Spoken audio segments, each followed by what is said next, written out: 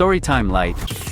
I used to work at the storage unit place until something happened that made me never want to go back. Part of my job was going into units that people were missing payments on and see what was inside. We had storage units inside and storage units outside. On this one day I was supposed to check on 3 inside storage units that had late payments. It's usually something I don't mind, so I was completely unprepared for the trauma I experienced. I checked the first unit with no problem, but when I got to the second unit the light on the wall wouldn't work. I couldn't see much of anything beyond the first 3 feet inside the unit, but I could make out what looked like a medical bed further in. I walked further into the storage unit to see if one of the other lights would work, but my feet started to stick to the floor. I still wasn't paying it much attention because I assumed someone spilled juice or something. I tried turning on the other light in the unit and there was nothing. At this point I couldn't see my hand in front of my face, so I used the flashlight on my phone to look around for the plug to the light. It's a decision I'll regret for the rest of my life. When I finally plugged the overhead light in and turned it on, I couldn't believe what I was seeing. There was a man wearing what looked like something a doctor would wear, covered in dark red stains. He wasn't moving and I thought the worst, but as I reached out to touch him, his eyes flew open and he immediately started to panic. In all of the chaos he pushed me and I fell into something sticky and squishy. When I looked down to see what it was, I found myself staring into lifeless eyes piled on the floor. I looked up just in time to see the man dressed like a doctor running out of the storage unit. There was a full investigation and in total 12 people were taken out of the storage unit. I quit my job that day, and even though it's been almost a year, I'm still afraid of turning on the light.